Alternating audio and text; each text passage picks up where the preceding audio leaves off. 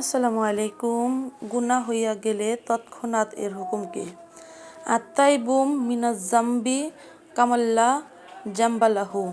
হাদিসে আছে, গুনার জন্য যে ব্যক্তি তওবা করে সে যেন এমন ব্যক্তি যার কোনো প্রকার গুনাহই নাই।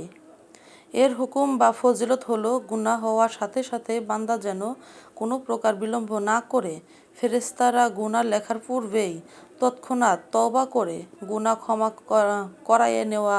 হুজুর সাল্লাল্লাহু আলাইহি ওয়াসাল্লাম দৈনিক 70 থেকে 100 বার ইস্তেগফার ও তওবা করতেন। দুশমনের ষড়যন্ত্র থেকে বাঁচার উপায় কি? ওয়াও ওয়াও ফাওবিদু আমরি ইন্নাল্লাহা বাসিরুম বিল ইবাদ।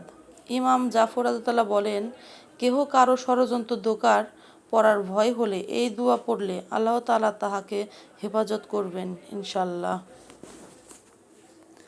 কোন দোয়া পড়লে অতি সহজে জান্নাতি হওয়া যায়? মাশাআল্লাহু লা হাওলা ওয়ালা কুওয়াতা ইল্লা বিল্লাহ। ইমাম জাফর সাদিক রাদিয়াল্লাহু বলেন যে, আমি আশ্চর্য বোধ করি যে ব্যক্তি জান্নাতের আশা পোষণ করে সে ব্যক্তি কেন এই দোয়া পাঠ করে না। কোন দোয়া পড়লে গোলাম আজাদের হজের উট কুরবানির নেক পাওয়া যায়? সুবহানাল্লাহি ওয়াল হামদুলিল্লাহি ওয়া লা ইলাহা ইল্লাল্লাহু আল্লাহু আকবার ওয়া লা হাওলা ওয়া লা কুওয়াতা ইল্লা বিল্লাহিল আলিয়্যিল আযীম।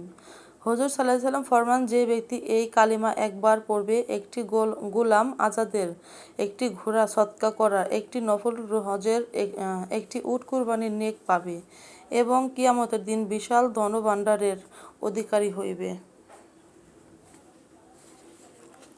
কোন দোয়া পড়লে দুনিয়া ও আখিরাতের সকল চিন্তা দূর হয়? রাসূল সাল্লাল্লাহু আলাইহি ওয়াসাল্লাম ফরমান,